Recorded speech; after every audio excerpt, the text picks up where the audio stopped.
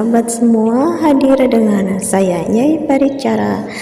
Kali ini saya akan kembali review tentang Tutur Tinular, dan kali ini mempersembahkan dalam judul Pertarungan Arya Kamandanu melawan Empu Tong Bajil dan Dewi Sambi, dan menyebabkan Arya Kamandanu terkena Aji Segara Geni dan juga Aji Tapak Wisa dan terjatuh ke dalam jurang. Selamat menonton.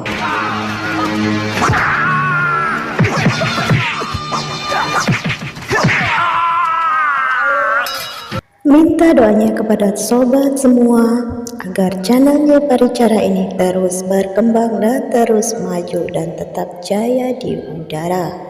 Buat yang belum subscribe silahkan subscribe channelnya Paricara. Buat yang sudah subscribe saya ucapkan terima kasih.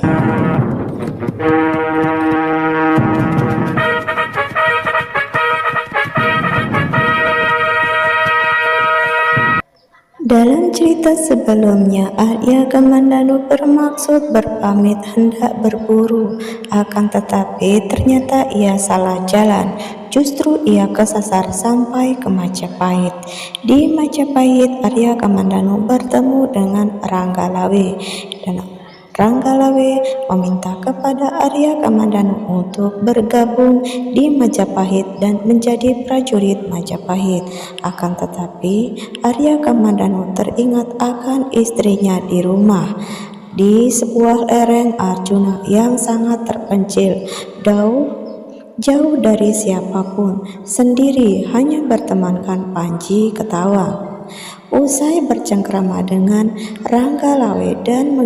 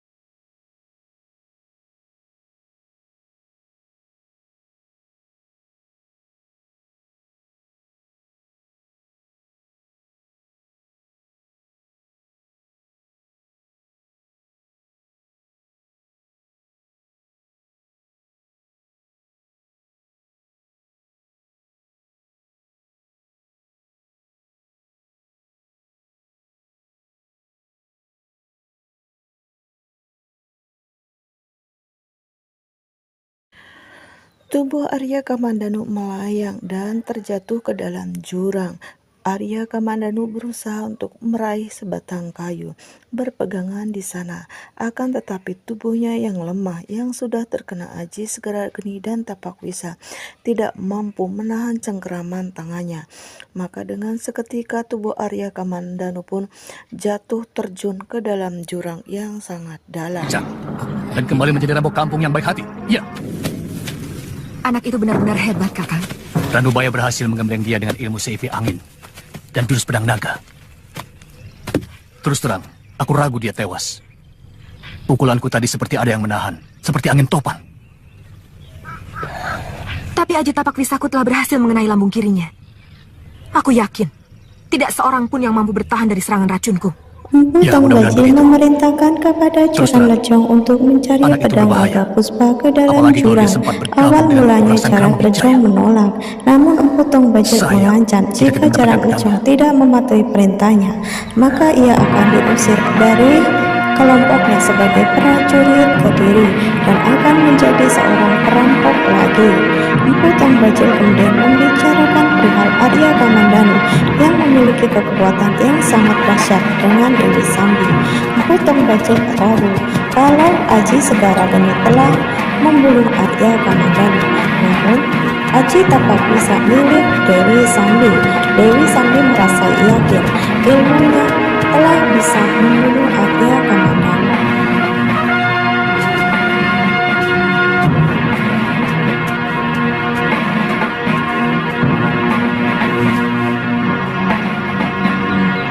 Sakawuni menemukan tubuh Arya Kamandanu yang tergeletak di dalam jurang dengan pedang yang tak jauh dari tubuh Arya Kamandanu. Sakawuni bertanya-tanya sebab apakah Arya Kamandanu berada di dalam jurang itu dan dalam keadaan pingsan. Namun dilihat dari luka-lukanya, Arya Kamandanu ini terkena Aji Tapak Wisa dan Aji Segara Geni milik Dewi Sambi dan Empu Tong Bajil. Seketika itu juga Sakawuni kemudian bermaksud ingin membawa Arya Kamandanu untuk diobati.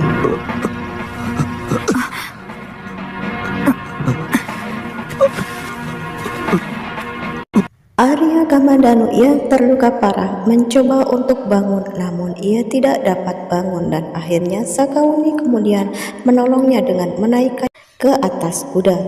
Dan selanjutnya Sakawuni menuntun kuda tersebut sepanjang jalan. Terima kasih. Aku mencari tabib dulu. Kalau kamu lapar, ini ada makanan. Kamu masih bisa bertahan kan? Sakawuni menurunkan Arya Kamandanu pada sebuah candi dan selanjutnya Sakawuni berpamit kepada Arya Kamandanu untuk mencari seorang tabib yang bisa mengobati Arya Kamandanu. Arya Kamandanu kemudian ditinggal sendirian di dalam candi. Selanjutnya Sakawuni menelusuri desa-desa untuk mencari tabib. Maaf Ki, apa di desa ini ada tabib? Tidak ada, Nini. Tapi kalau tidak salah, di dekat Lawang Wentar ada seorang dukun yang manjur. Namanya Nyi Tumpak Seti. Coba saja ke sana. Nini sakit apa? Bukan saya Ki. Terima kasih. Mari. Seorang penduduk menunjukkan kepada Sakawuni bahwasanya di seberang sana ada sebuah rumah yang mana rumah itu dihuni oleh seorang dukun wanita yang bernama Nyi Tumpak Seti. Kemudian Sakawuni pun bermaksud ingin membawa Arya Kamandanu ke rumah Nyi Tumpak Seti. Hatinya sudah matang belum? Sebentar lagi, Peot. Saya cemas. Jangan-jangan Kakang Kamandanu tertangkap oleh orang-orang Di Kediri. tempat lain, Meisin merasa resah karena Arya Kamandanu tidak juga pulang. Sewaktu dia pergi berpamit hendak berburu, namun setelah beberapa bulan Arya Kamandanu tidak juga pulang dan membuat Meisin merasa khawatir jangan-jangan Arya Kamandanu ditangkap oleh pasukan Kediri. Nini Raga Runting dan juga Kaki Tamparwang selalu berusaha untuk menghibur Meisin agar tidak khawatir terhadap Arya Kamandanu. Jangan macam-macam kamu, Ompong. Lelaki tunggu di luar. Mau apa kamu dekat-dekat perempuan cantik?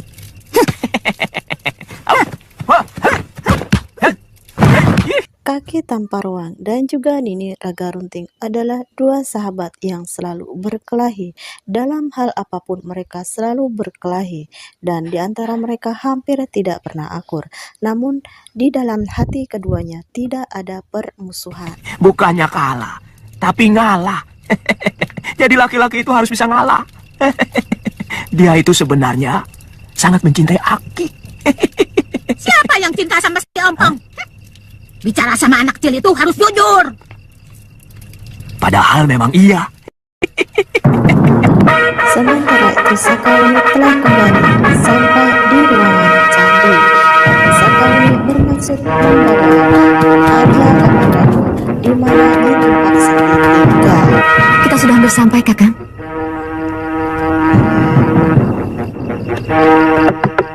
Kula nuwun. Ada perlu apa di sana? Saya mau minta tolong. Kawan saya luka dalam. Mana? Itu. Sakauni menunjuk ke arah Arya Kamandanu. Ia tengah duduk di atas kuda. Namun belum juga selesai Sakauni berucap, Arya Kamandanu telah jatuh dari atas kuda. Nyai Tumpak Seti dan juga Sakauni kemudian memapah Arya Kamandanu dan dibawa masuk ke dalam rumah Nyai Tumpak Seti. Nyai Tumpak Seti kemudian mempersiapkan ramuan-ramuan yang akan digunakan untuk mengobati Arya Kamandanu. Minumkan ramuan ini dulu. Sekedar untuk mencairkan darah beku yang mengganggu di rongga dadanya. Bekas pukulan di dada agak ringan. Tapi pukulan di lambung kirinya mengandung rada bahaya. Nyai Tumpak Seti menjelaskan jenis-jenis luka yang didapati di dalam tubuh Arya Kamandanu. Untuk yang di dada memang lukanya agak ringan dan luka itu berasal dari pukulan Aji Segara Geni milik Empu Tong Bajil. Sedangkan di lambung kirinya luka itu cukup parah dan kemungkinan besar akan sulit untuk disembuhkan.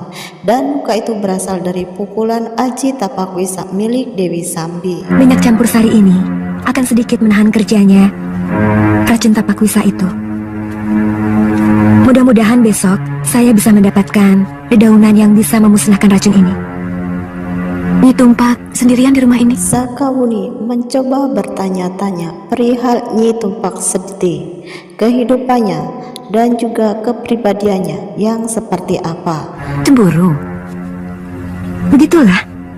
Nyi Tumpak Seti bercerita bahwasanya ia telah memiliki suami, akan tetapi baru saja bercerai 2 bulan yang lalu, dan suami dari Nyi Tumpak Seti ini usianya jauh lebih muda dibandingkan dirinya, dan sehingga kecemburuannya itu sangat besar. Saya melihat Nyi Sanak mencintai Kamandanu. Enak saja, sesama pendekar harus saling tolong-menolong. Dia sudah saya anggap sebagai kakak saya sendiri. Nyai Tumpak Seti tampak tersenyum mendengar ucapan dari Sakauni yang tampaknya tidak begitu jujur. Nyai Tumpak Seti kemudian meminta kepada Sakauni untuk membuatkan bubur untuk Arya Kamandanu. Kalau begitu, saya pulang dulu.